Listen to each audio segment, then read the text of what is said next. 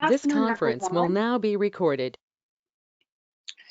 So, good afternoon, everyone, and I do apologize to Raghuram for that very difficult to manage acronym. It's actually ASD-STE 100. It is a bit confusing for people at times when we use the acronym and Simplified Technical English all in the same breath. And I have to say that although Simplified English disapproves of the use of too many different words for the same idea, ASD-STE 100 and Simplified English or Simplified Technical English all mean the same thing in today's presentation. So as you may have already been guessing, ASD actually stands for Aerospace and Defense. So yes, Simplified Technical English does have its roots in the aviation industry already back in the 1980s. And it has been in use in circulation ever since then. And also in this case, the specification is something that is also growing in popular usage in different industries, like the oil and gas, IT, and even as far as genomics, if you think about DNA, RNA, along those lines. So today's presentation is entitled Simplified Technical English. Is it just a very simplified and simplistic dichotomy, or it's everything in the rainbow spectrum? So my name is Shumin, and I'm based in Singapore. I've been working in Simplified Technical English Standards, helping customers since the early 2000s. And I'm glad that after 14 years, I'm still doing it, all because it's something interesting and it keeps my mind really active when it comes to the rewriting process, and that we'll get to witness some rewriting in action in the later part of today. Okay, so why do I have this slide about the Japanese or Chinese word Kaizen? Kaizen really means to get engaged, getting your stakeholders on board with the continuous improvement process of an entire value stream or an individual process that creates more value with less wastage. And that is really a sentence or a statement that sums up the Simplified English spirit as well. So I thought it is a very useful concept to also employ in the area of technical writing, and for that reason, the calligraphy that you see here it's a commission piece that I got a personal friend of mine to work on. So hopefully it brings across the idea that as we continuously engage our stakeholders, we want to create more value for them in the end, with the potential of more savings. Think dollars and cents. So here I'm just going to very quickly share a quick video clip of one of my favorite comedians. He also funnily explains what some of the problems in our everyday use of the standard English language and how we could avoid many of the potential mistakes that nobody seems to have noticed in everyday speech and communication. Enjoy.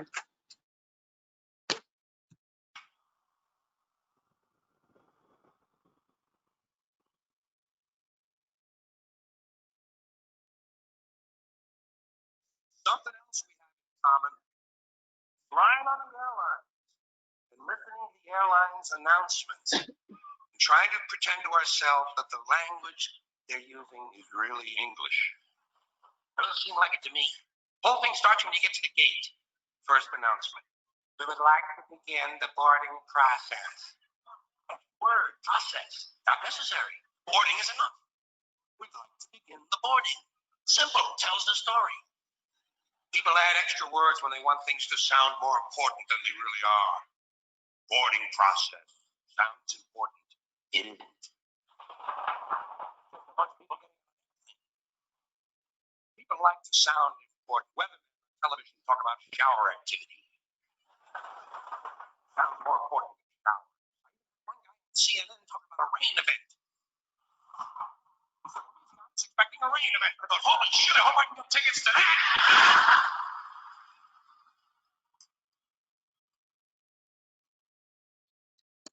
So I think a few of you must be smiling behind your screens because we are, as native speakers of the English language, are very often, more often guilty of these mistakes than not. So the idea of simplified technical English is to control the use of your words. It's to control the number of words you add to your vocabulary, and at the same time making it very, very easy to get your communicative messages across in different fields. So I will probably start off the presentation by throwing you into a slightly deep end of the pool by in the next slide, where we will be sharing some of the case studies, interesting business case studies that we have come across. So obviously, when I say across different industries, we're talking about also aviation. We are also talking about companies that make cars, armored vehicles. Our biggest customer is in the UAE and in Turkey. So they make armored vehicles based on European engineering know-hows and knowledge transfer, and they have their own systems in place. We also deal with customers like PayPal because they often have a set of work instructions for system administrators to follow to try and do regular scheduled maintenance on their work system. So very interesting customers that we get to see and get first-hand feedback about how simplified technical English is extremely useful for their line of work. So here I've for this crowd, I've selected one of our customers that is Acronis. They are based in Singapore and well known for their data protection and cybersecurity solutions, something that will be very, very familiar to most of you. And they came to us with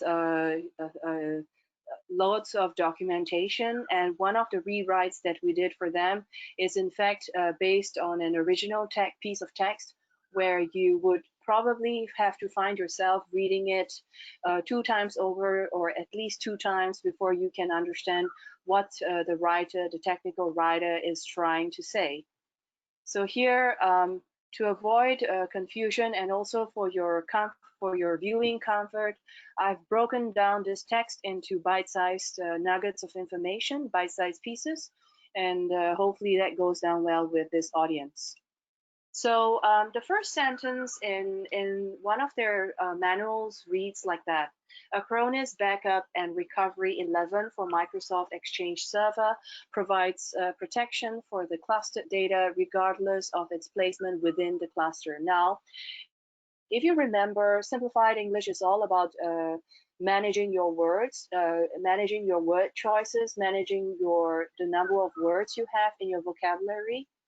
So in this case, there would be many non-approved words that we flag and thought that, hey, perhaps we could give the sentence a simplified English twist. So taking these non-approved words, chucking them out, and using simpler English words like to give and also to change. So there is also one very practical consideration, that is when your product or your product service name is too long, you would want to consider using just a one-word replacement for it.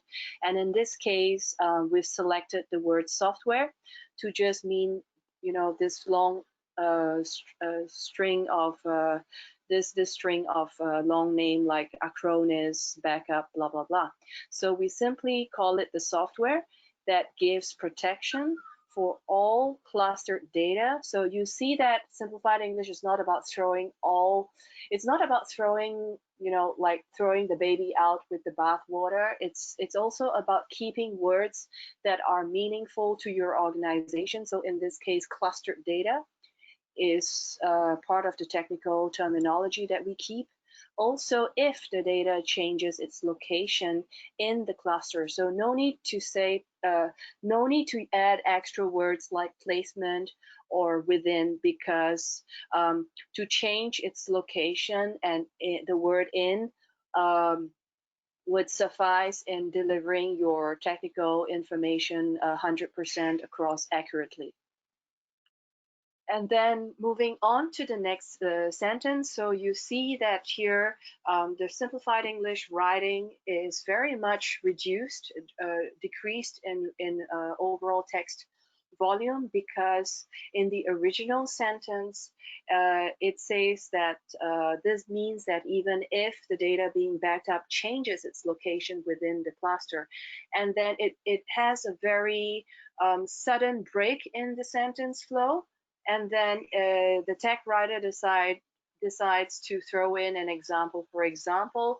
So it almost sounds as if he got fed up about explaining how things work and decided to quote an example. So there are overlapping meanings here in both sentences, and it's in fact very disruptive to the reading flow of any sentence, of any information cluster. So we decided that, okay, here it's, for example, when or if the mailbox role moves to a different server. So you only give information that is pertinent at that point in time to the reader, instead of trying to overload the sentence with empty phrases.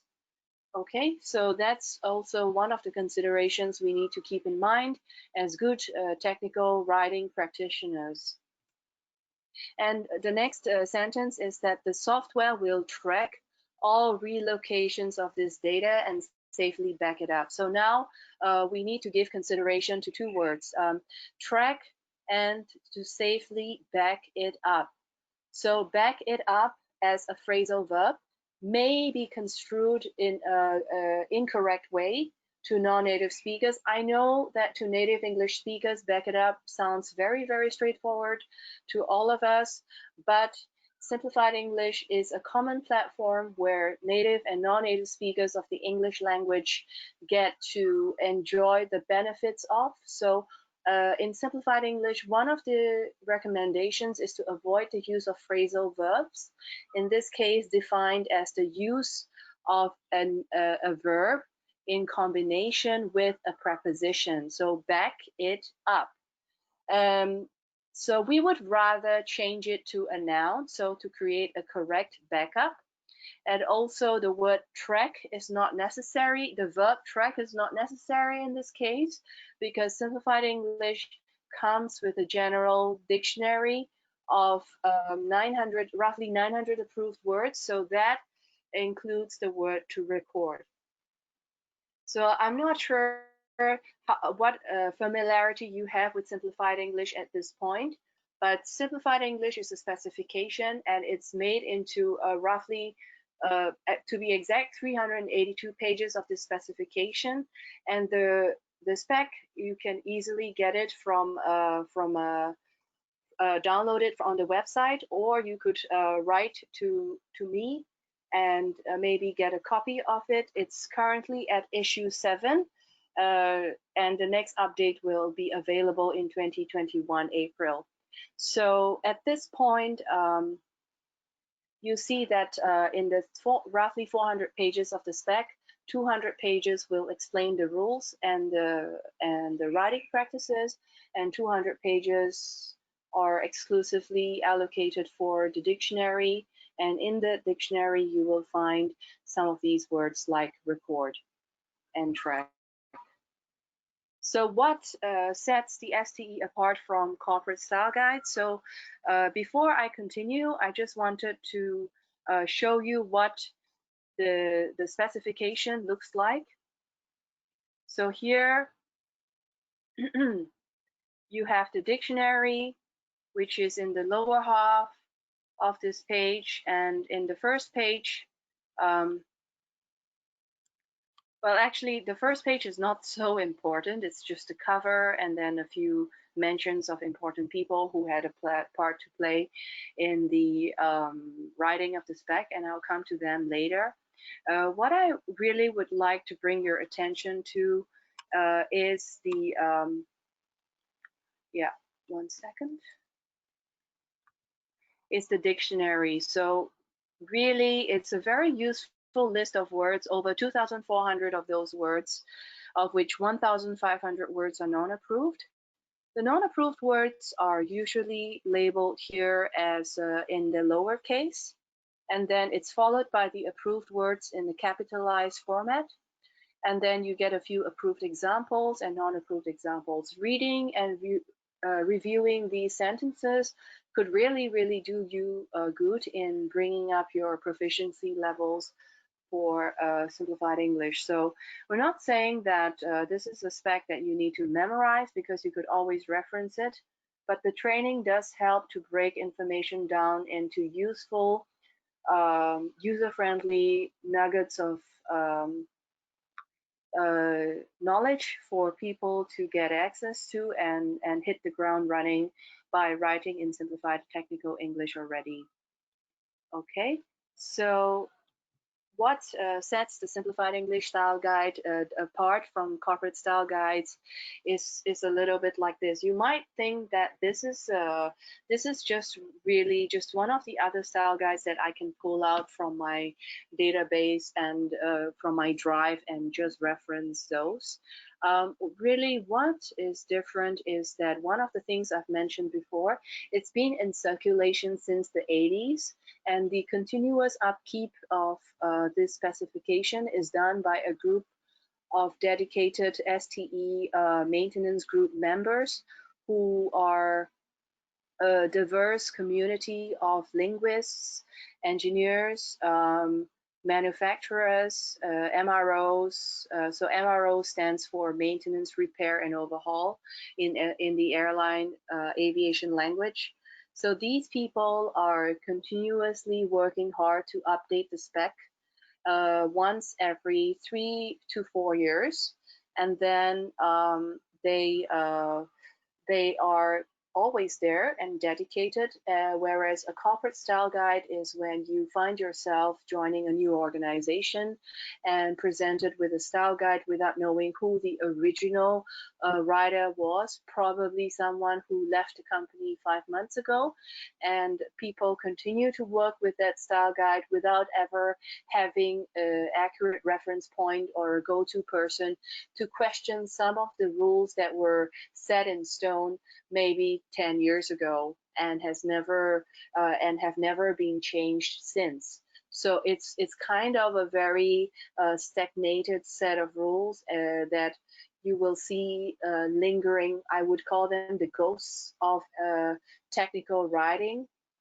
that they continue to linger on in an organization without having anyone ever questioning the validity of those old rules that were set up many years ago. So Simplified English is rather dynamic. It is always constantly being updated, including the dictionary. And having said that, besides the rules and the dictionary, of course, as tech writers, we are entitled, we have the autonomy to add project-specific words to our dictionary based on recommended STE principles. So it gives you some principles, some guidance in selecting your words, and it also shows you how certain words are not necessarily useful anymore. Okay, as I will show you a few examples later on.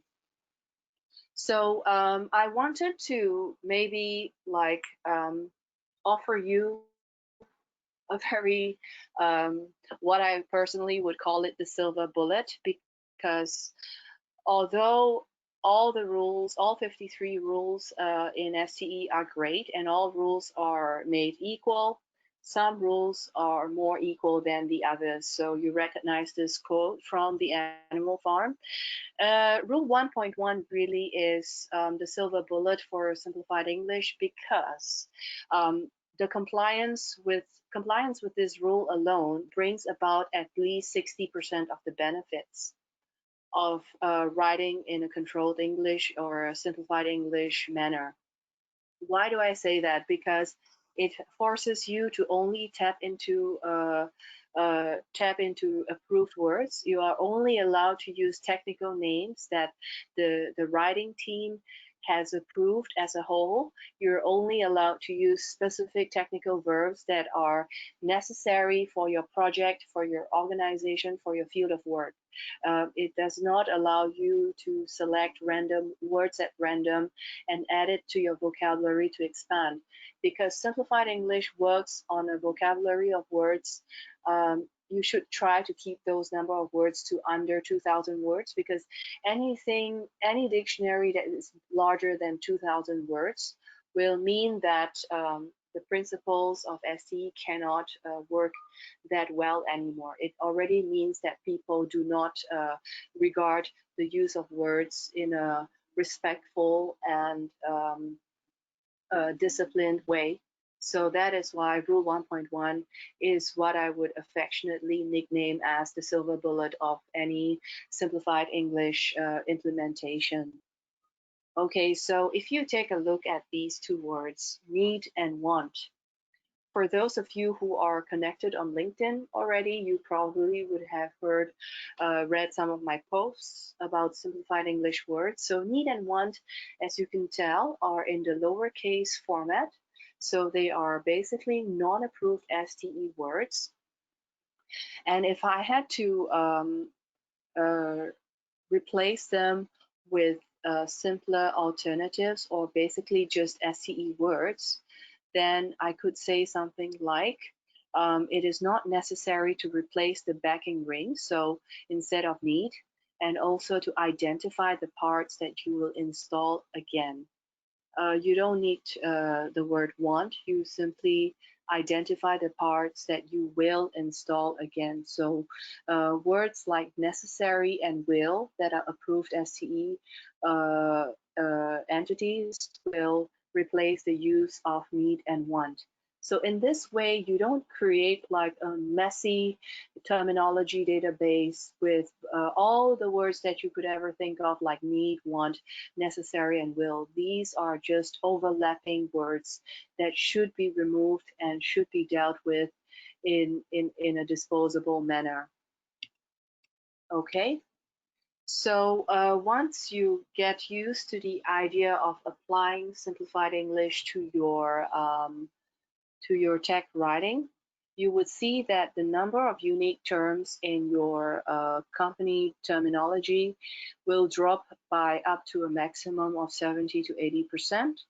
Your translators or project managers will be very happy, because in terms of translatability, there is an improvement when used in simplified English, and they probably also lead to cost savings for your translation projects. And the text volume is sometimes you get it depending on the quality of the original text. It is sometimes you would see that text volume would generally decrease by 20 to 35%. In the case of really bad source text, original writing, then text volume could even be halved after you use simplified English to write your documentation. So here it's just a summary of what I would say the promised land of writing in simplified English is, that you definitely will achieve reduced text volume. Translation costs are always at the back of people's minds. Savings in translation costs can also be rather substantial. If you're thinking about 35% savings in one language times 10, it's actually quite substantial. Your proofreading editors will also need to deal with fewer documentation change cycles. So overall, there is improved team efficiency, less downtime, and also probably fewer communication issues. So good words in the end are worth so much and cost so little. This is a statement that I, as a Simplified English practitioner, I really find a lot of resonance in this short little quote here. And I hope by now some of you can relate to the pains of dealing with bad translations and expensive translations, expensive project management cycles, things like that. Okay, so moving on, how do we customize vocabulary and terminology in the context of STE? Well, it's actually quite simple. I could show you many examples for customers, but I've only selected one in this case. So this is a typical list that our customer has built. It's a Russian customer called Kaspersky. You would know them for their antiviral software solutions. They are based, headquartered in I believe it was St. Petersburg, if my memory serves me well. Yeah, so the team that I was working with are based in St. Petersburg. They mostly spoke Russian, and they thought of coming up with a list like this with a third column that bears the Russian translations and meanings. So what happens is that they wanted to put everybody on the same page, that notify has this prescribed meaning, persist has this meaning in Russian, so that everybody starts on the same page. And that is actually a very commonsensical way to move forward with your terminology. Now I have bolded in the left column some words that we think, when they came to us with a huge database of words, I bolded some words that I thought they could probably tap into Simplified English words. So words that I did not put in bold are simply words that qualify as their technical names and verbs. So words in bold, we'll take a closer look at them. So here, instead of notify, determine, complete, respond, persist, perform, I'm pretty sure these are common words that you also find in your documents. And then here's the good news, that you could actually replace these words in Simplified English by saying it's to know or tell. If you need to check something, you have to do a check, because check as a approved word in Simplified English is only used as a noun. So Simplified English not only governs the types of it not only governs your choice of words, it also governs the parts of speech. So by the parts of speech, I really mean the grammatical parts, like is it a verb, is it a noun, is it an adjective, and something like that. So there are many parts of speech in English. In Simplified English, we need to pay attention mainly to the nouns, the verbs, the adjectives, and the adverbs, but we won't go into detail about grammar in today's presentation. The idea is to give you an overview of what Simplified English really is and a comprehensive understanding of how it works.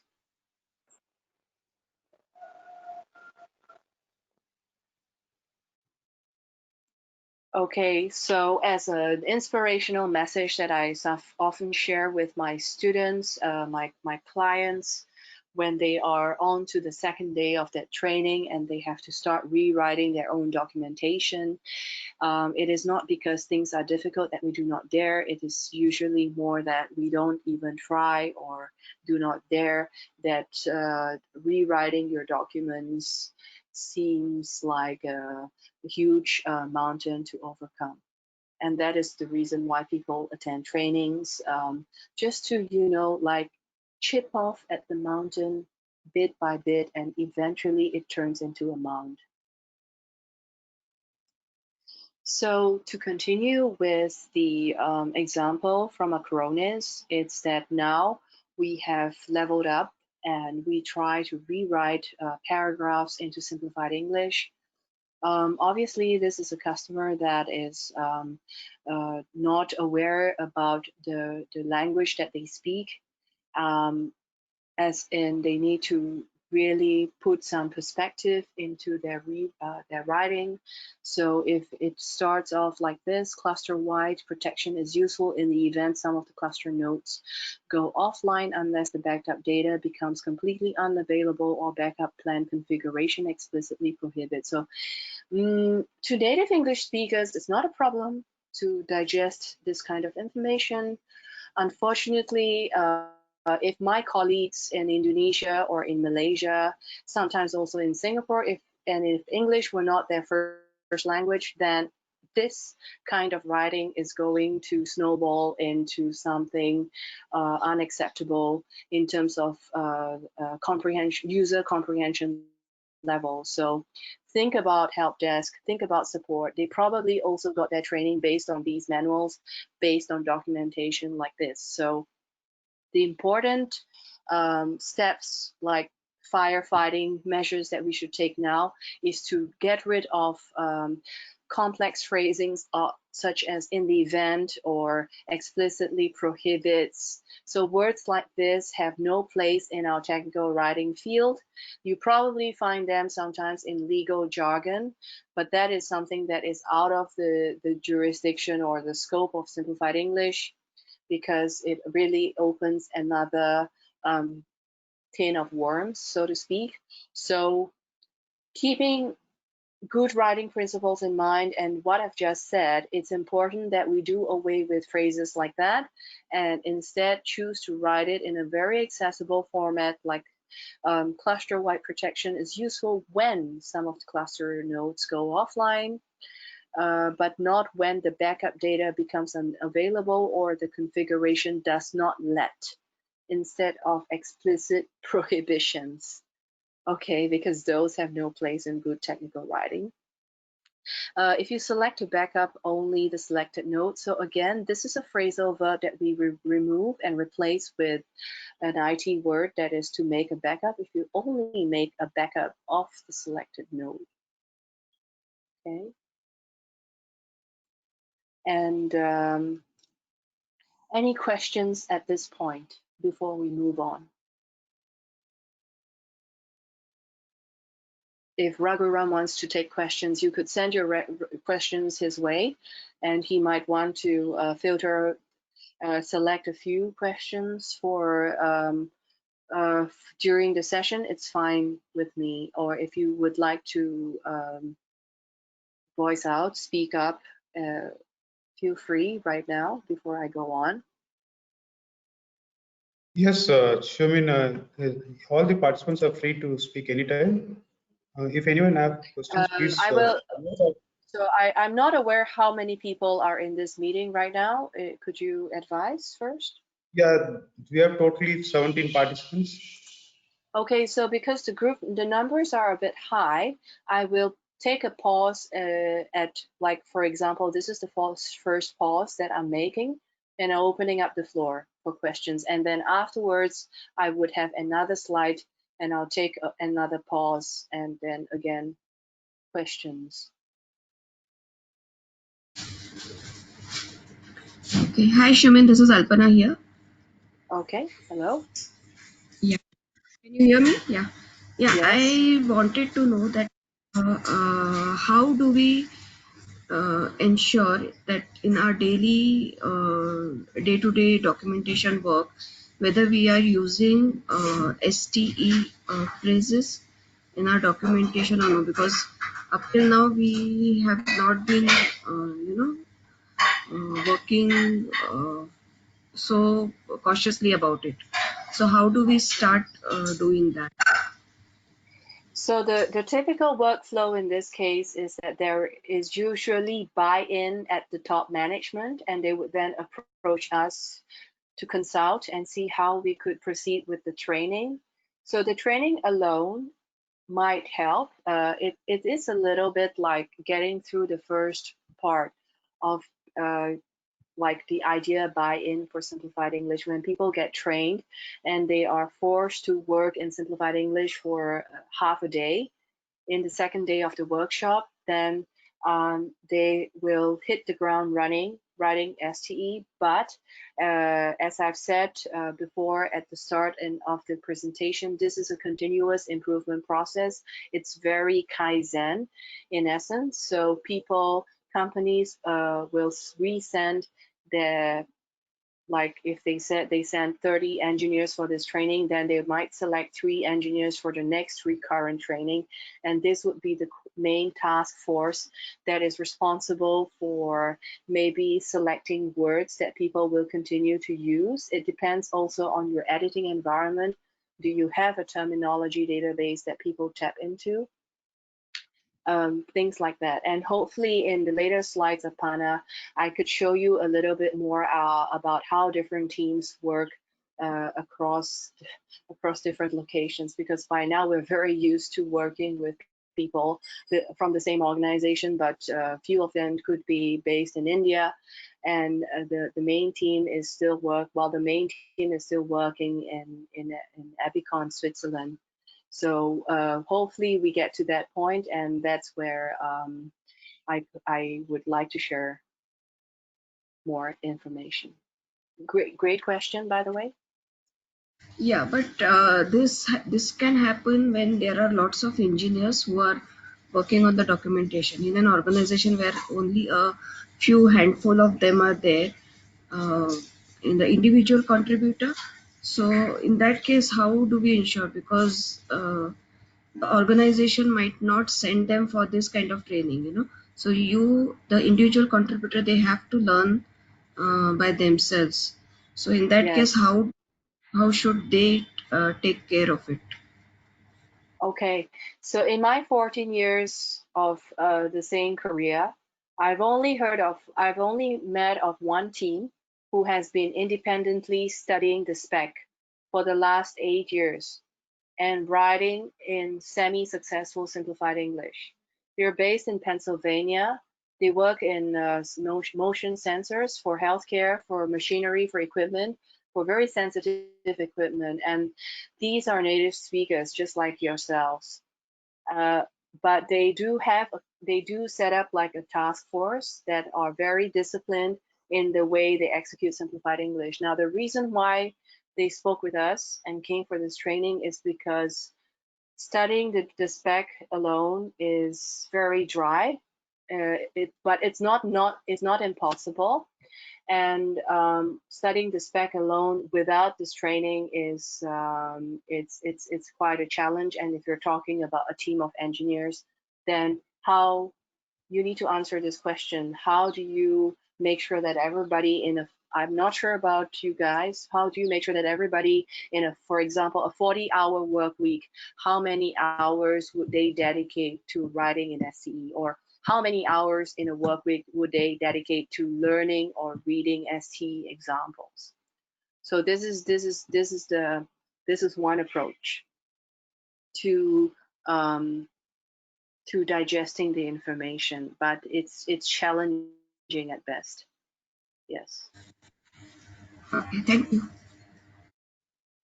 Okay, that was a good question, and I'm glad we had this conversation so that other people can also learn from the experience, from your experience especially. Okay, so STE for different industries. Now, I've had a look at all of the document submissions. I really did. So I've selected 2 of them, which I felt were quite good learning materials for today's session. So thank you all who submitted and contributed to today's session. And I would like to take us all into Google Drive and take a look at one of the documents for now first. Okay.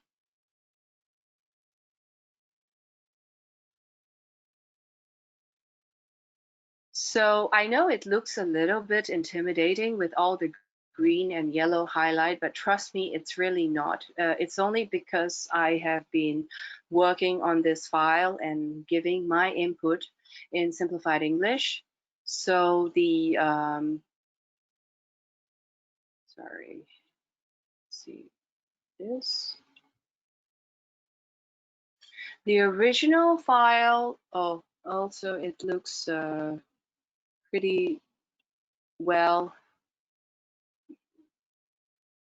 edited. So, okay, so let's maybe take a look at this for now. So I'm not sure if the person who contributed to this document is here in the audience today. If you are, maybe you could share a few words on this document, where it came from, who were the intended audiences for this document, and yeah, and why did you choose this document for STE? I guess Anita Das is not there. Anandita Das is not in this meeting. Anandita, are you there?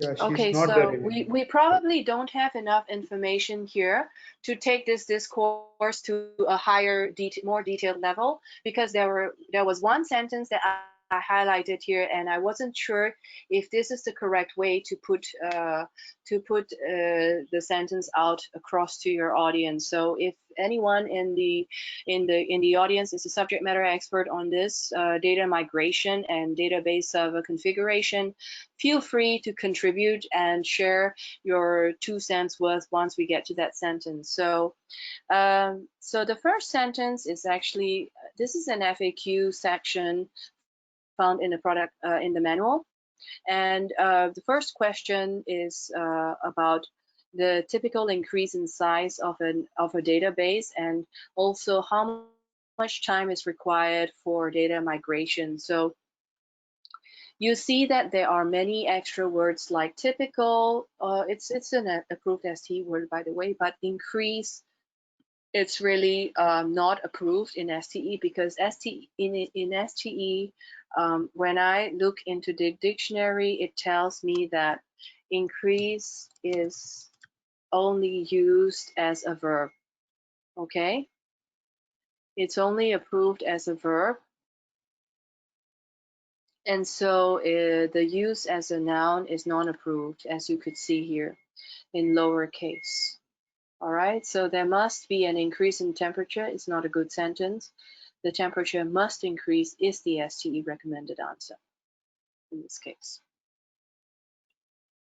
So how much does the application A database increase in size usually to replace typically? And how much time is necessary for data migration? Because take is not approved, necessary is approved for it. Okay, now some of you may be scratching your heads and think like, oh, how does she know if one word is approved and not the other? Do you mean that Shumin in her 14 years of STE has managed to memorize all 2,500 words? The answer is no, obviously not.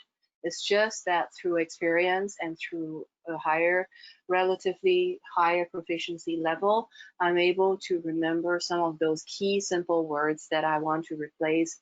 And so that's why it seems like I'm a genius at STE, but the truth is I rely on the dictionary half the time for words that I'm not sure of whether they are approved or not. But you will, with practice and with skills accumulation, get hang of some of those key STE words that are not approved and approved. Okay, so the next sentence is this: database size depends on the type of interactions and their distribution. Depends on is not approved. So we could say that the different types of interaction and their distribution can change. So change is a very simple and good word to have in STE, can change the database size. Okay. Now, the next sentence, I would need some help or input from the audience. Time taken for data migration is a factor of the source database size and database server configuration. So this is a little bit like I'm not sure if the cart is put in front of the donkey or the donkey is should, it's like it's this kind of question. Is it a chicken or egg question? Is it that the database size contributes to the time necessary? But here in this sentence, it seems to suggest that the time for data migration is the cause of the database size. It didn't sound right, at least to my ears. And so I thought this was a problematic sentence, and we could hopefully change that. Yeah. So we're looking at the sentence. I could look at it from an STE point of view, but I also need to check for accuracy. Does it make sense? Any second opinion from the floor?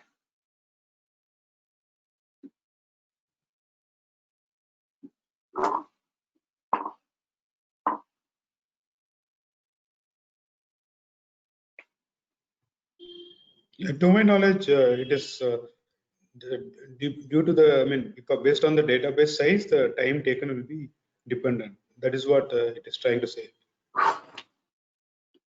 So the source database size and database server configuration will decide how much time is taken, correct? Yes, yes. So we need to change this sentence around to say that,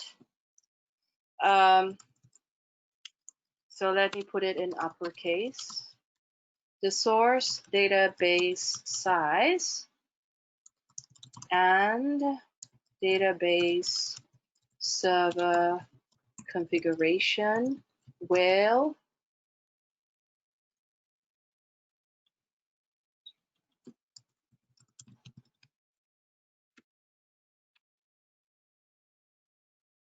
have an effect.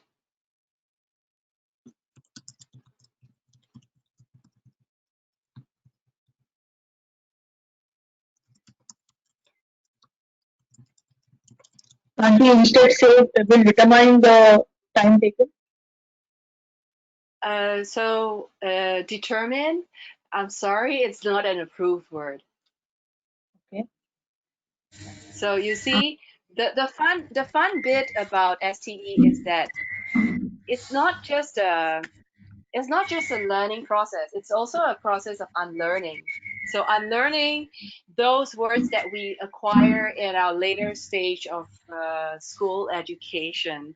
So it's a little bit like returning back to school and thinking of those words that you only pick up in your formative years, your first 2 years of school learning, and then like trying to shed off words, bigger words that you pick up when you were trying to complete your university thesis. It happened to me, and it was I would say it was a humbling experience. So What about determine, as you impact? can tell,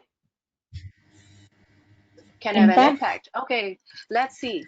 I'm not going to say no. Again, I'll let the specification do the talking. So here, impact is a noun. It's not approved. It's to hit as a verb. So we're trying to simplify the language so that more people get access to technical content, technical information. They cannot just be empty big words. So that's the reason why, unfortunately, but thank you for your contribution, that those suggestions did not, unfortunately, I cannot use them in this sentence here. And is future tense allowed in STE? Yes, it is.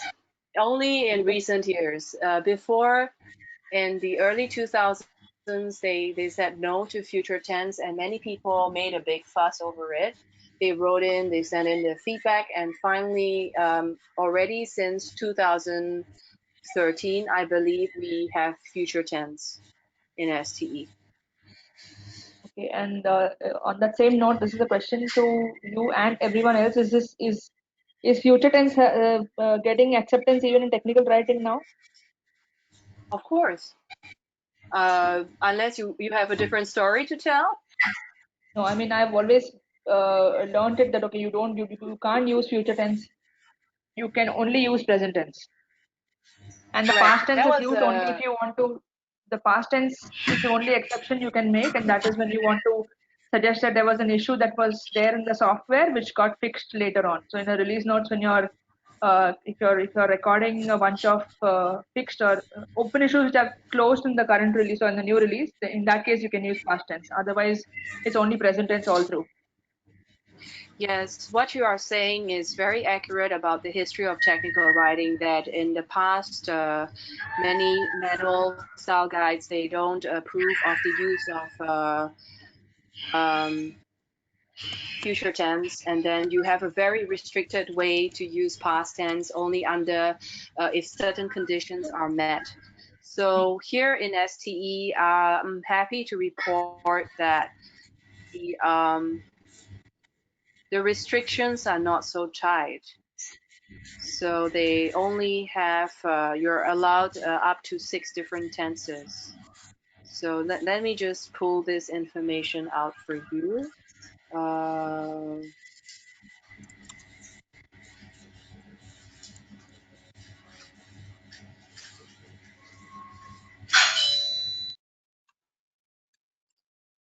So here you could use the infinitive, the imperative, the present tense, the past tense, past participle as an adjective. This is a little bit more complex, but I won't talk about it much.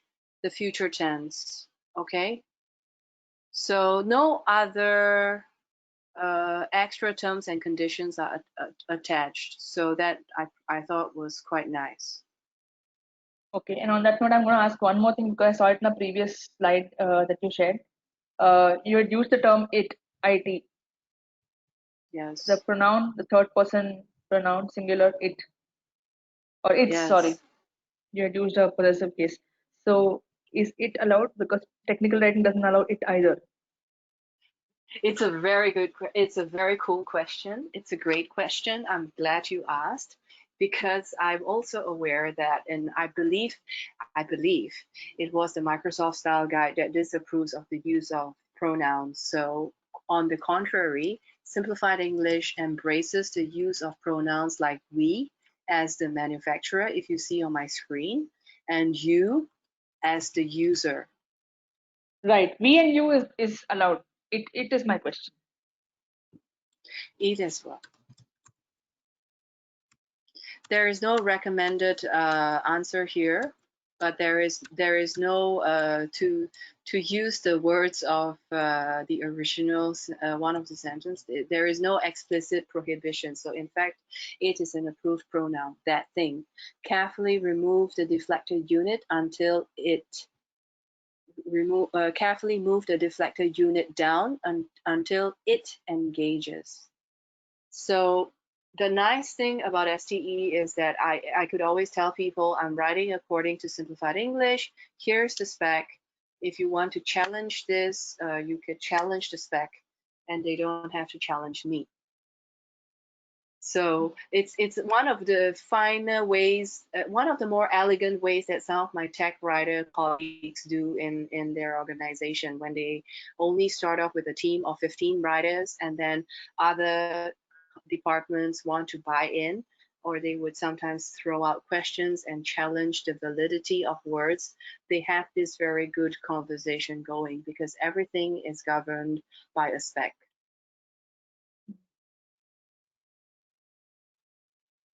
Right. I think it all depends on what kind of style guide one is using in the organization.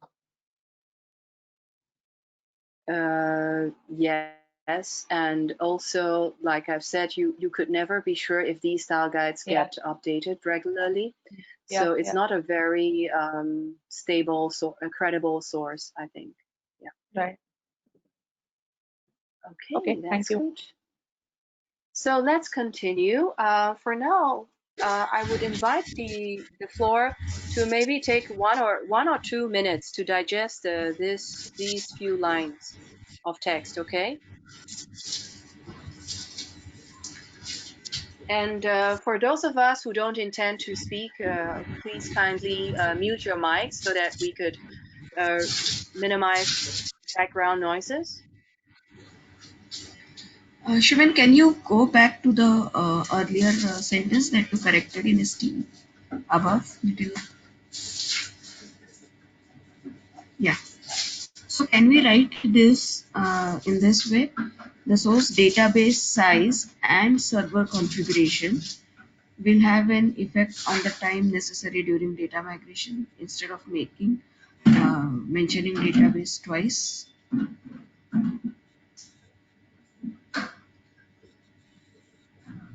Which database should I remove? The second one. Yeah. Yeah, I think it makes sense. It's understandable.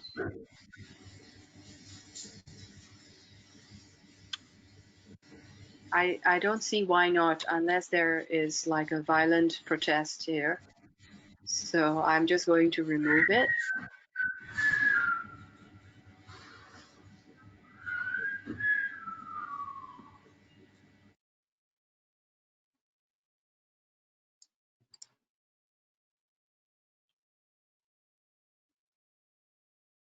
So please take a few minutes to review this part here that I've highlighted based on tests. The writing in black is the original language, and the writing in green is the source, is the STE text. Okay, and let me know how you feel after reading these two texts.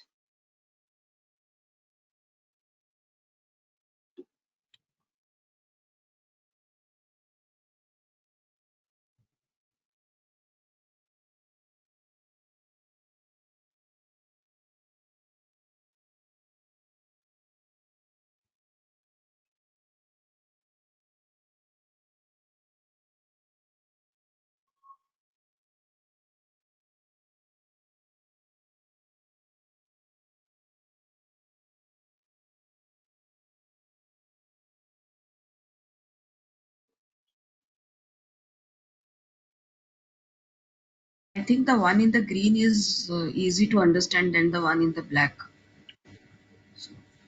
Okay, so there are a few reasons. The reasons could be the word choice, could be the way you reorganize the sentence structure, or both. Okay, so this is really one of the things that we're trying to impress on our audience, that when you start writing in STE, the hard work is like the Kiwis always say, that easy reading is damn hard writing. So we really have to work very hard to make the reading part easier for our customers. So for this reason, I selected this part. And if you think about it, words like uh, perform, what else? Words like tabulated, they have no place in our language, really, because the word table will suffice. And indicated, we also don't need this word, because show is good enough. But to be fair, let us just do a quick check on the word indicate. So indicate is not approved. Okay, so a show is a good enough word to in this case to take care of the technical content, right?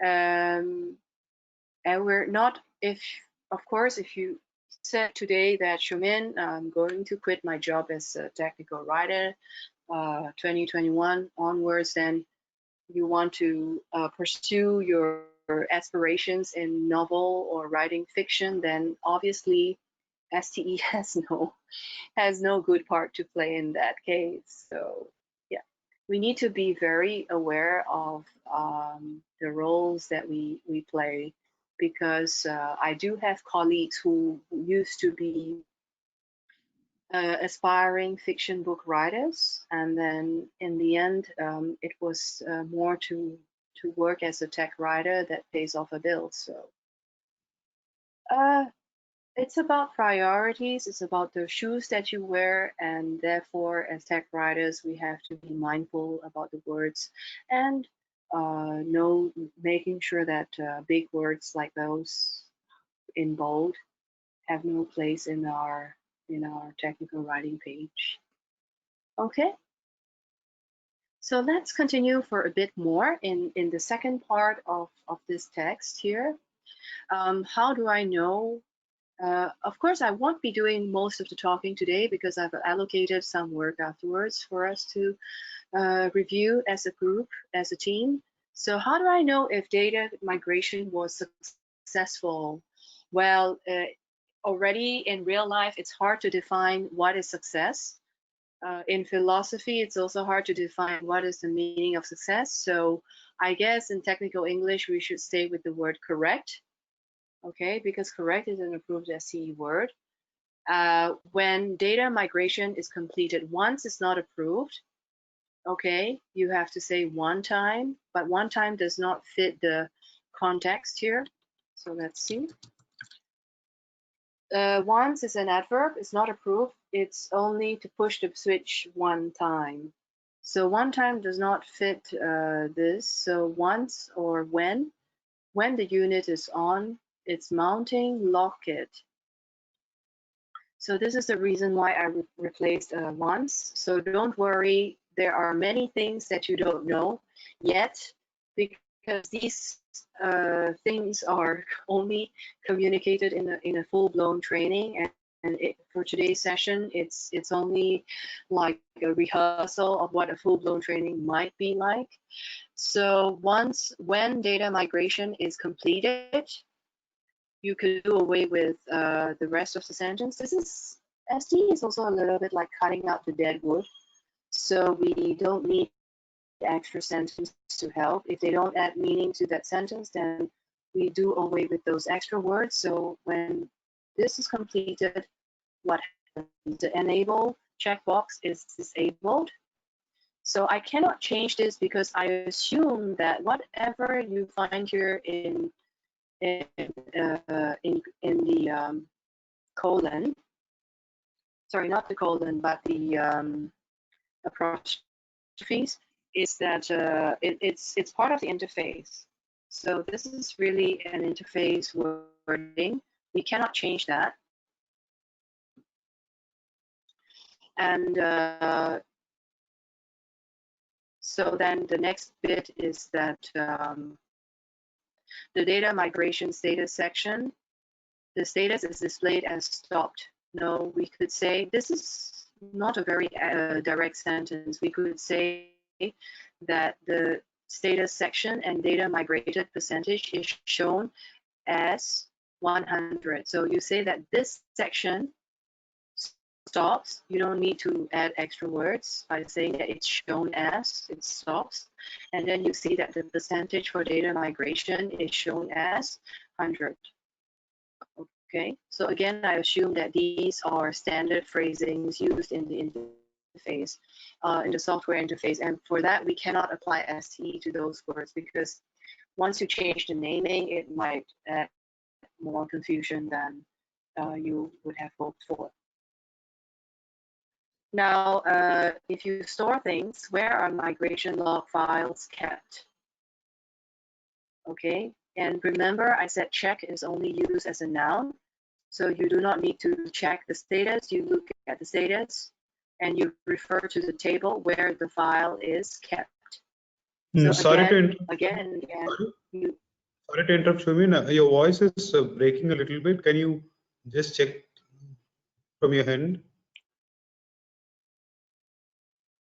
Okay, one sec. It could be oh yeah, it's because my laptop is running out of power. Just one second while I get it charged. Just a moment. I do get carried away when I keep talking. Yeah. Is it better now, I hope? Yes. Can you still hear me well? Yes? Okay. Perfect. Sorry for the interruption, but whatever you missed, I was basically trying to bring across the message that a technical STE writer's role, her job, is to look at sentences and find those non-approved words, and then you replace them. So you see that I keep replacing the word stored with kept. That's an STE word.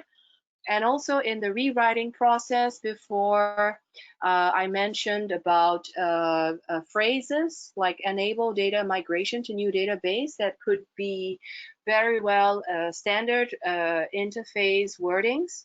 And for that reason, we don't change them. We leave them as they are. Because we do not want to add to the confusion, because there's no way we could apply STE to existing standard user interface unless something changes in the future.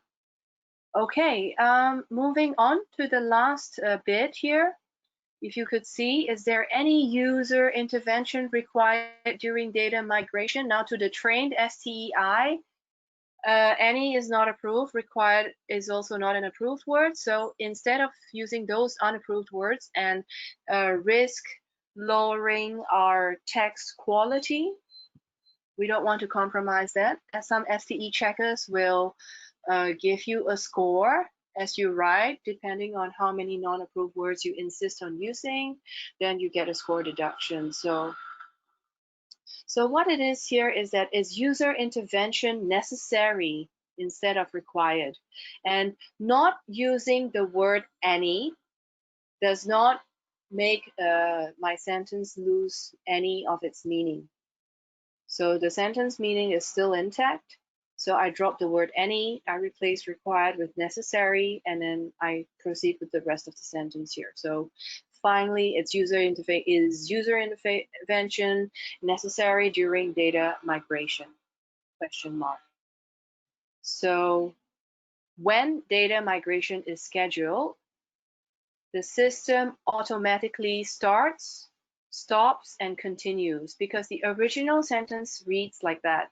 The system automatically addresses the start, stop, blah, blah, blah. So address is a verb. We don't need this extra verb. It is also very often confused with the address, where some person's residential address. So we don't want that. We simply say it automatically starts, stops, and continues its activities. And then the last bit is still, it's once again redundant, does not need any user intervention, because this very sentence is addressing that concern. Okay, so if you're still with me and not lost in the clouds or in the forest, in the woods, by now I hope you can see what I'm getting at. It's that Simplified English, besides those rules, besides those words, it's also a mindset of doing away with unnecessary information and avoiding information overload altogether. And this is a mindset that it doesn't happen just with the click of a button or the push of a button. It happens with practice. It happens with the right skill sets. It happens with the right person who trains in this standard. Okay, the last question. How do I handle failovers after successful upgrade during the audit migration? Blah, blah, blah. So what should I do? Actually, should is not an approved word. So I could say, what must I do in a failover that occurs during the audit data migration in application cluster environment? Okay, so I did away with after successful upgrade, because I thought that was understood. If you think it's not really, if it's something important, then maybe this parenthesis should be put back into the new sentence. But in any case, this rewrite here is to highlight the fact that I don't need the word handle. It's not important for my technical writing purpose. So can I write that as, can you go a little up? How do I Um,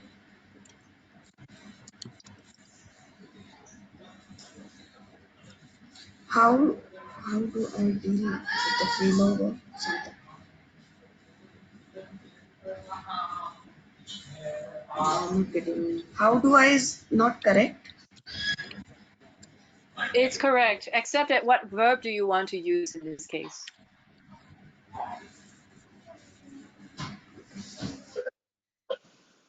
Can we use mitigate in place of handle? Or how do I address failover?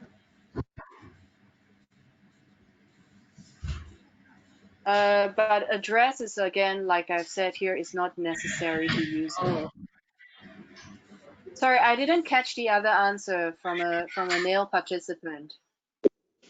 how do I mitigate instead of handle? Yes, mitigate is a great word, but I'm not sure if it's a word that has its place in STE. Okay, if you want to use words like mitigate, consider your audience and think if they would have a hard time understanding the word mitigate.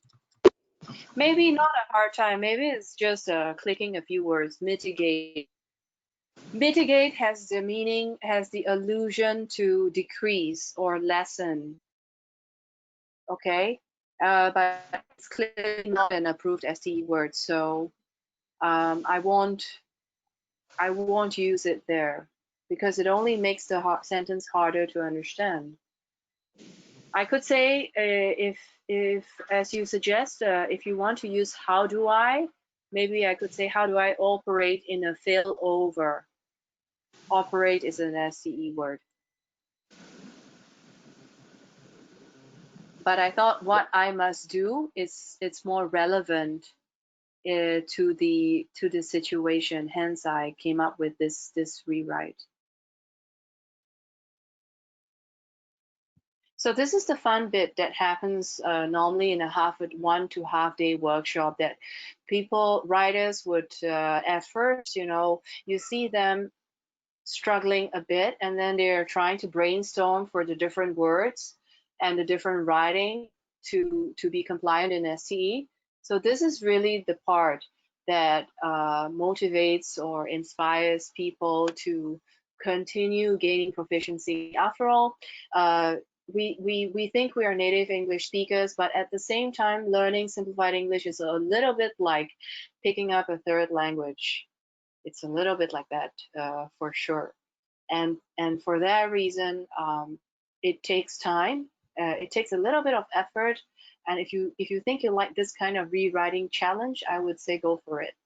It's really one of the things I enjoy very much in coaching people to do in the STE writing process. Okay, but don't lose hope.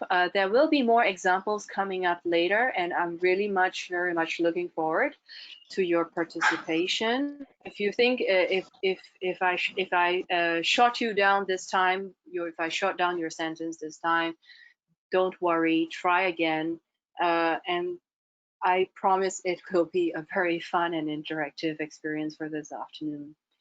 So the rest of the paragraph, I don't think I will go through, but I will give you like a minute to digest and see how STE writing really works in practice. So we did away with unnecessary words. We also did away with the continuous tense that's not approved, the ing form. Passive sentences are also not great, although you could use them sparingly, not always. It's always good to give instructions in in perfect tense. It's always good to give instructions in the active voice, not passive. Okay, so the more you read and review these documents, the more you see that simple words are reused time and time over. the words continue correct. And that's really how you gain an appreciation for the simplicity of this controlled language, English language standard.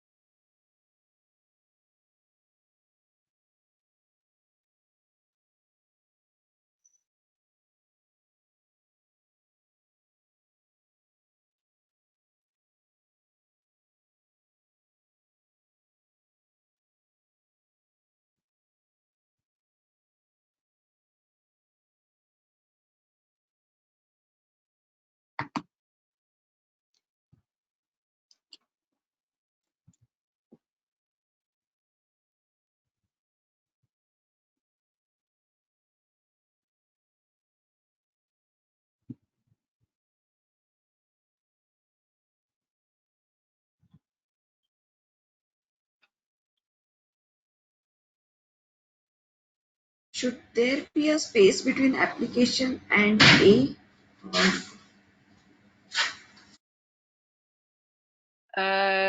I didn't put that. I didn't include that because I wasn't sure if it was the naming convention or something. I just treated it as an entity, but it's also a good point. Likely so, yes.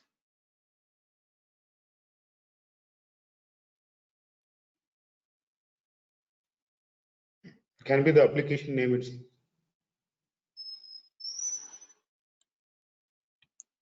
Sorry, I didn't get that. No, I thought it is the application name itself. Maybe Yeah, she wants it to could. maintain the anonymity. Yeah, could be a placeholder.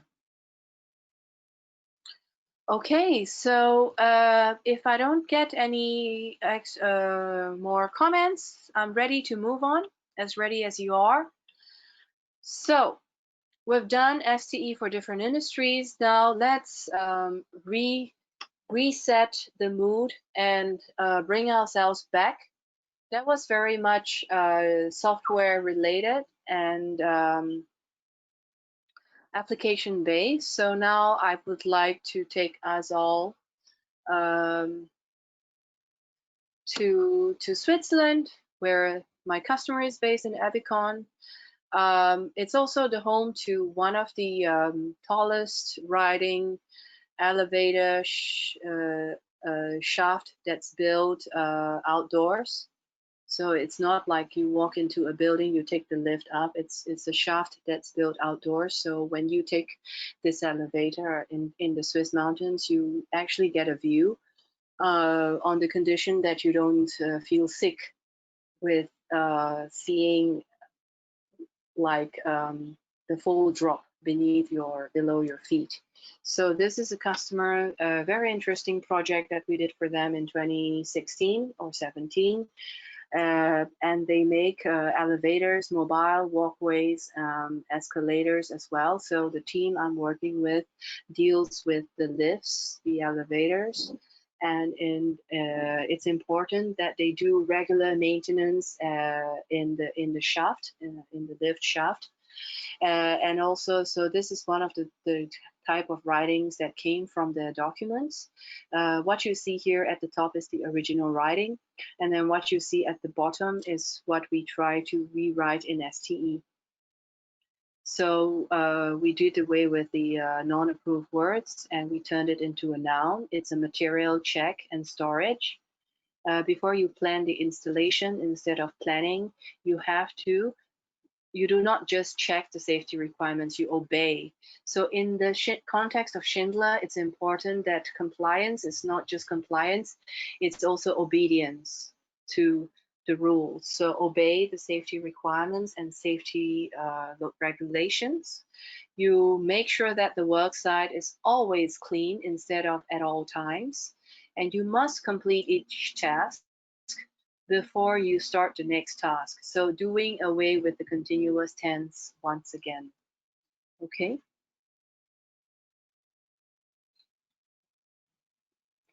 It's also unfortunate that one of the occupational hazards the technicians have to deal with is falling from height. We have to tighten this kind of writing to make sure that everybody does the right stuff, complete the right steps, and then they don't risk any falls. Think the skyscrapers in Shanghai, China, and you would not want to risk any falls. So we try to. They also, by the way, have an office in India. I don't know which city, but in Shanghai, China for sure. So we would like to minimize this kind of writing where you say that a gap that is more than. We avoid the use of mathematical signs in. There was a small debate in the training that some people, half of the trainees wanted mathematical and scientific symbols and the other half not. So the other half who said no to mathematical symbols were people who were the linguists, the language managers, project language managers who had to deal with translation. So obviously this kind of symbols might cause mistranslations, especially if the writing is in Arabic when it's from right to left.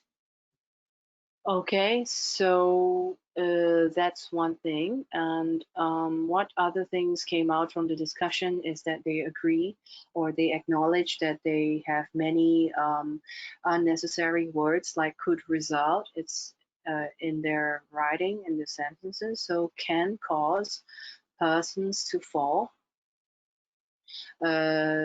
into the hoistway, and then you make sure any gaps. So it's better to say make sure that than make sure. I know it's still a correct English sentence if you leave out that, but in the terms of natural language processing, the word that introduces the subclause. So it's like a visual or linguistic marker to tell the reader that more information will come, and it's perfect British English.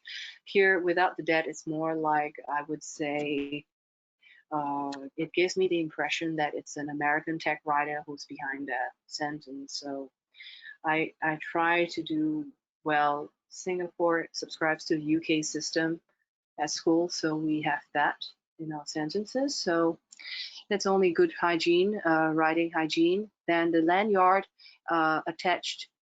So this sentence is really too long. So me and the writer, the engineer, American engineer, decide that we should break this sentence up into two parts. So first you make sure that the gaps are larger than 300 millimeters with all the safety attachments in place. And then we talk about the lanyard that attaches to the bracket on the car roof, and that connects to the full body harness. Okay. So one sentence, one idea, one step, unless those steps need to be mentioned, they need to be completed at the same time. So this is really our approach for this customer in Switzerland who builds elevators. And I would like to now move on to what Simplified English means for us at Schufranz, the company that I work for.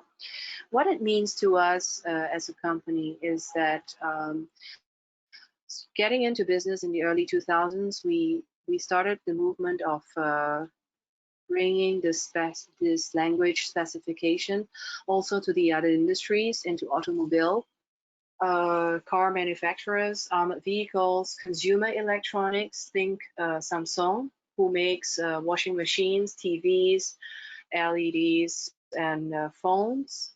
And at times we also get requests from banks who are trying to sort out their legal jargon so that people could take up scholarship or housing loans from the credit unions in a way that both parties are aware of the terms and conditions instead of being trapped in legal technical jargon. So Simplified Technical English for us as a company has come a long way. It is very versatile, considering the fact that it's updated regularly. People can send in their feedback. There is a two-way communication about this, and we do not recommend that people are loners. They don't operate alone. You need buy-in, you need key stakeholders engagement. People need to work as a team to standardize the vocabulary, to standardize the rules, to agree that every day or every week as an outsourced writer, I will dedicate 4 hours to writing, and I come back to Shumin after the workshop to consult like that. It's a post-training consultation that we offer. So because we have had such a long history in Simplified English, our colleagues at the STC Finland have nicely done up this cartoon. They felt inspired enough to make the change based on Simplified English, and for that we wrote an article, and they nicely came up with this cute illustration that we still use for since 2012. So in the end, your goal as a communication professional is to ensure higher consistency, improve readability, better translatability, think cost savings, improve translation quality, and overall you would like to reduce the chances of occupational hazards. You would like to lower the incidence rate. You would like to reduce translation costs, minimize number of ambiguities, things like that. So talking about a recent customer of ours who is in the business of oil and gas, they build oil rigs. So for that, they would also like to standardize their the standard jobs that they do on board those rigs that are, you know, if you're drilling and for oil and things like that, you really need to keep in mind when the alarms will go off. Can you see the alarms under loud noise conditions, things like that. Very, very safety oriented, and safety, they think of it in terms of capacity. It's not the absence of incidents. It's also the ability and the capacity to react in the case of an emergency. So Simplified English is just one of those pillars that is used on board these rigs. It's definitely a safety-driven consideration when customers come to us for help in STE implementation. Okay.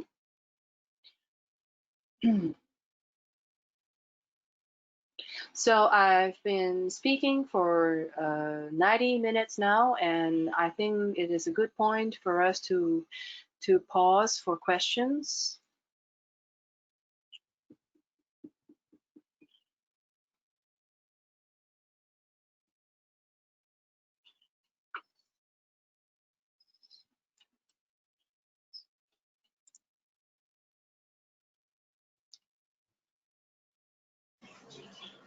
Hi Shumin, this is Bapi here. Yes, hello. Yeah, so during our discussion only, you have given some suggestion, like you have corrected the previous document, and over the time, some of our other members also given their own suggestion. So likewise, if we are working in a team and everybody has their own understanding, and at last we need to come in a certain point where everybody has to agree. So how do we come up in a same we have a same page as a final go ahead for any document? Again, I believe it all points back to whether there is buy-in from the top. If it's a top-down organization, how does your company's hierarchical ranks build? Is it very flat or is it top-down? And if there is a consensus, like if there is a strong mandate from the top, then it's a very straightforward issue.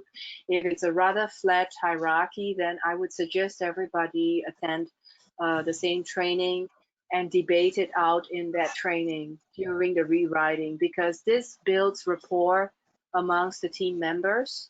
because it's during the workshop that you are coming face to face with the writing that you did, because no other times of the day during the work week would anybody voluntarily pull out a document and say, I wrote this and let me have a look if it's compliant with STE. It's only when you put people in the same room or in the same training and they have confronted with the same piece of writing that they reach a consensus. So I thought this could be it could be an interesting project for you to take on if you want to get people to reach a final agreement on some things. There will not Okay. be any conversations in the pantry or in the corridor where it concerns STE or coming to a fixed decision. It's only when people are confronted as a group with the same writing that, yes, then you get to hear feedback and then you get to incorporate those. Okay. So Thank you. think agile team facilitation work. That would be a good framework to go by. Okay. Thank you.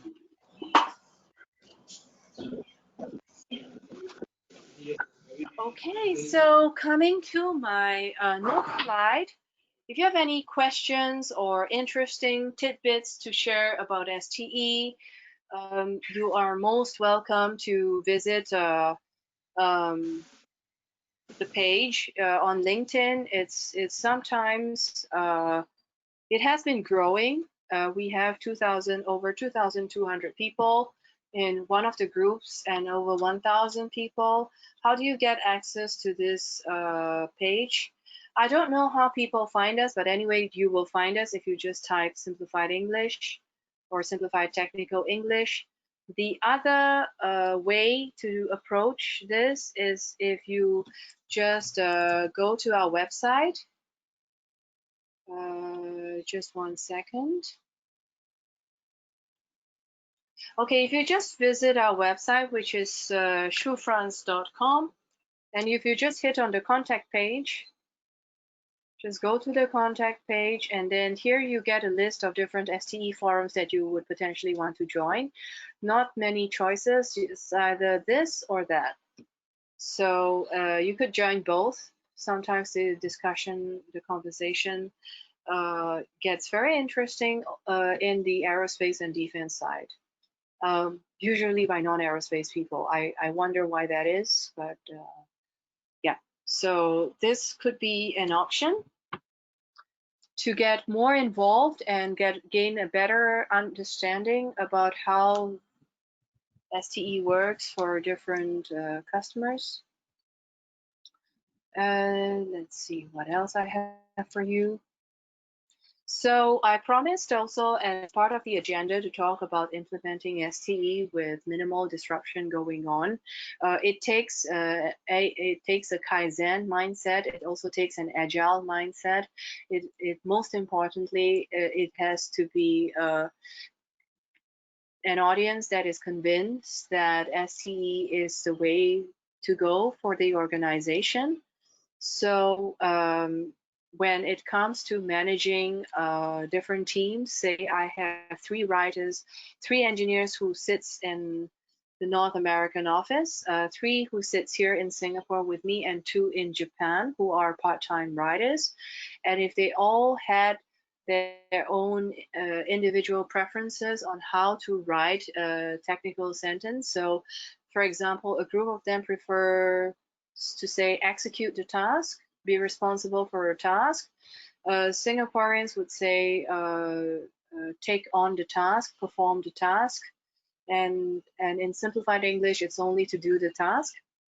Then it will be hard to eliminate these differences, and I believe this is the kind of problem that shows up a lot in your workplaces. And we're not even talking about different locations, we're only talking about one office. Already you get that. So when you decide to adopt STE as a standard, although that may not eliminate 100% all individual choices, preferences, and peculiarities, at least you are putting people together to fish from the same pool of words, to tap into the same vocabulary, governed by solid STE rules, and you end up with more consistent user guides and manuals, all coming from the same brand. I'm not sure if you have come across manuals that are labeled under one brand and yet they could read differently based on different product lines, and that is not very good when it comes to a corporate branding. So we're all about less rework and editing at the end, and we're all about speaking or writing with one voice. Okay, so it's an ongoing process. We have to keep the flow going, which is why we offer post-training support for our customers. We want to keep the conversations open, the dialogues open, and so it's always a back and forth process between different groups of people. We start off with training and implementation. If they have a budget and they think that they want to go like the extra mile to ensure STE compliance, they take on a software checking tool with us. We do the consultation, of course, when it comes to building the vocabulary for customers, and also the end result is that after this training, they also would sometimes outsource part of the documentation editing to me, to us. Yeah. Okay, so I would like to bring your attention finally to this publication, which I find very nice. It is an old publication, but it doesn't mean that it's outdated. I like at least in APAC, what I find from my observations is that the Japanese market is huge when it comes to machine translation. So that explains why this paper is probably why a Japanese author would be interested in looking into this. So what I find based on the many years of implementation and working with customers for STE is something that's also backed up by research, which shows that the use of CL, which is controlled language or simplified English in this case, improves the final machine translation quality of customers' text. And given this finding, we expect by extension that the usage of simplified English eventually leads to greater productivity in the post-editing team or post-editing environment. So in a way that these three parts affect or influence one another in a three-pronged relationship, that your simplified English, machine translation quality, as well as your post-editing will all benefit from this positive cycle. What you put in, you get a better input, you get a more accurate output, excuse me, and then in the end it contributes, they all contribute to overall team productivity. So if you are interested, I would recommend you look up this paper. It's also free to download on the web. And if not, then please write to me again. But I doubt they changed any of the terms and conditions for download. Okay, it's an interesting read, and I think today's session is. I hope today's session was useful for you, and it sheds more light on the mysterious specification of simplified English, if it was a mystery to you before. And just to make sure that we're still good on the timing, I would like to now show you a second sample of what was submitted here. Is, sorry, it's not this one. Yes, so is the author of this document in this meeting group or not? Sandeep.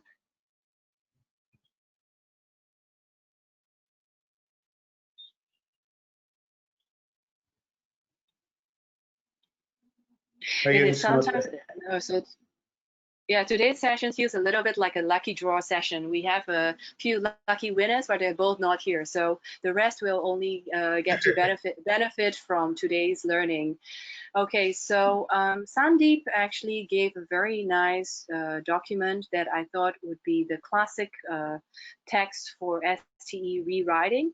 So he is probably in the business of elevators because we're talking about overspeed governors here. It's a mechanism that is installed to prevent the elevator from moving too quickly in the shaft. Okay, so as you can see from this original writing, you have quite a handful of unapproved words. So we could do away with any here. So we could say leaking oil, but then is it necessary to call it leaking oil, or is it better to call it oil leakage? Because oil leakage is really the prescribed STE wording in this case. So oil leakage can be collected by placing the clean cloth under the overspeed governor. So oil leakage, this is a complex tense. If you're not familiar with the complex verb formation, then I would have to refer you to a training. We don't use complex verb tenses in STE, so for this reason, I would say place. Okay, so here this is a passive and also a continuous tense, so not so very good. So before I tell too much, any suggestions on how you think you could write this better? Oil leakage is collected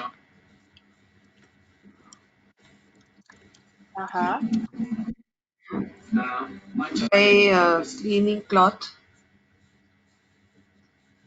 No, by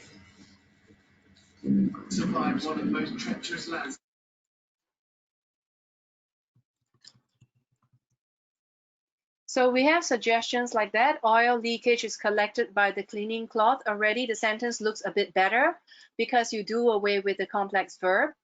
But to save us some time, I would say use Place the cleaning cloth under the overspeed governor to collect oil leakage. Yes, use a cleaning cloth under the overspeed governor to collect the oil leakage. I like this sentence suggestion very much. Thank you. Why did I remove place? Because place is not approved. You have to say put or use. And I like this sentence very much, primarily because it's a very instructive work sentence. It's giving you direct instructions. Use a cleaning cloth or put a cleaning cloth under the overspeed governor to collect the oil leakage. Every verb here is active. It puts the person into what puts him to work, and he starts making sure that you don't get all this dirty stuff collecting underneath. Okay, so I think I'm quite happy with the progress that we've made here. And I think the rest of the document is pretty much telling us how we should be more mindful to maybe this is not an elevator example. I don't have the context, but it seems to be related to aircraft. So I would invite you to still take a look at this sentence and tell me in the next few minutes if there are any parts that you think could be better worded in simplified English or just in technical English, and then I will open the floor for questions.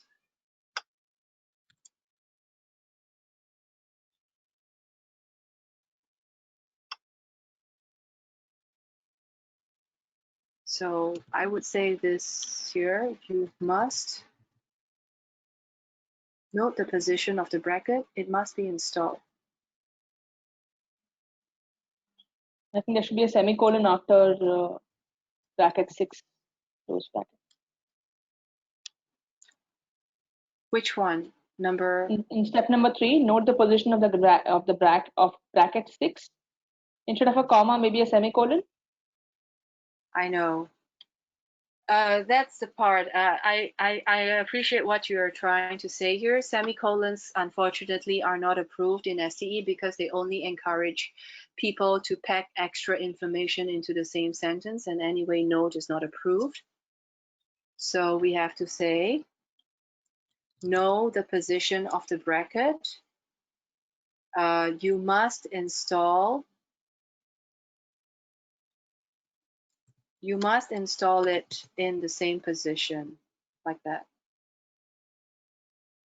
Or maybe you must install the bracket as shown in 6 or something. Very good. Yes, you must install the bracket as shown. Bracket is 6 is actually the component part. So you must install, let me just try and type it out. You must install bracket numbers, which is the component part, As shown in or the same position.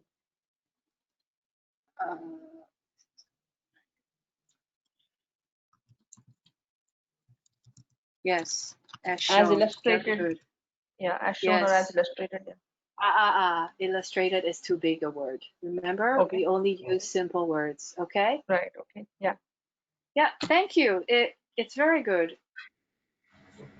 Or can we write it as bracket 6 must be installed in the same position as shown? Okay. So you just said must be installed, right?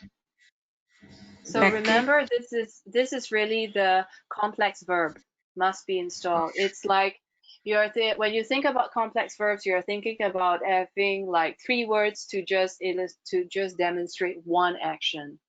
So we don't do that in STE. We try to do away with must be installed, can be installed, verbs like that. Or install bracket 6 in the same position as shown. Very good. That is very good. That is completely STE sentence. In the position as shown. So Raghuram, I think you have an audience of semi-trained STE experts. Do you think we need to continue? Yeah, yeah, Shruti. We have some very good audience. Yes. So I think by now it is clear what message we're trying to send with STE. And I've shared with you the resources that you could tap into for our training, and if not a training, what other communities you could get involved with. Okay, so if you have any questions, write to me. Yeah, and if you have also any questions, speak now, because we still have a few minutes left, 5 minutes, I think. Yeah, Shumin, Yeah. I have a question. Can you go back to the earlier example that we were discussing right now? Install bracket 6. Okay. Yeah, so here we are mentioning install bracket 6 in the same position as shown. So do we need to mention shown where? Below or in figure 6 or figure 5 or whatever? Is that It is the better correct? to do that. Yes, it is better to do that. But since we're missing the context and the contributor is not here, it's hard for me to answer this question. But I would always say as shown in blah blah blah. Yeah. Acha, now suppose the figure is placed immediately after this sentence. So is it better to write the figure number or as shown below? It's better to always have a figure number so that the reference point will not change even if the page formatting has changed. Okay. You never know where below references to. Yeah. Okay, thank you. And I think when you're, I'm sorry I'm interrupting, but I think when you're saying the words, using words like below we are kind of disregarding people who are probably having certain challenges, like people who can't see. So I mean, if you say above and below, they recommend you use under instead of using below, under something. But it's equally not so helpful. Is it? Okay.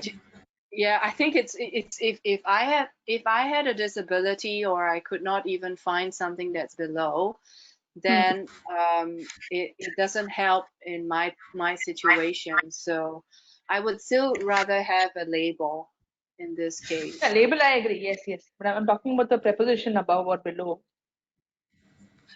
Prepositions for below and under, definitely you could use it in STE, but it is about installation parts, like the date is written below the cylinder neck. It's about physical entities that you can touch, feel, and hold and take a look at. So below Right. is approved, but under is not approved.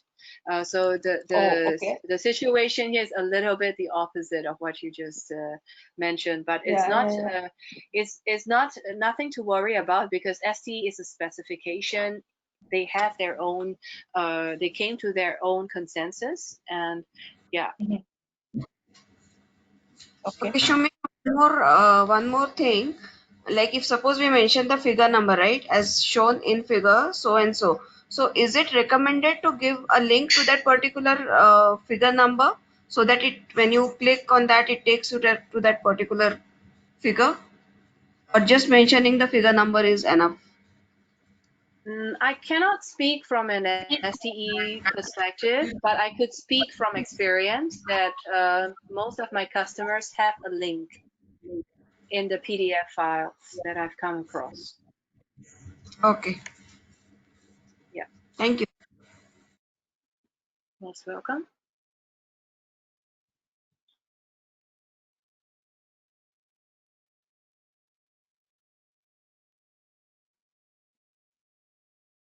Anyone else have any questions? We are already almost done with the session.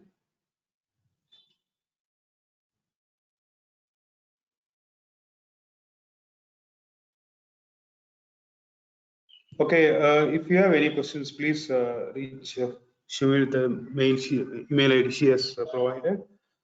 Thanks, Shumin, for patiently answering all the questions, and your It's been a wonderful session, despite the hiccups before. I've thoroughly enjoyed today's interaction, and thank you for your contribution and your active comments. So keep them coming. We keep in touch. Yeah, sure, Shumin. Thanks a lot. Though there was a delay in the session, we are very happy that you comprehensively covered all the aspects of STE, and also thanks to all the participants who patiently moved to the go-to meeting in a shift swiftly. Thank you. Thank you, everyone.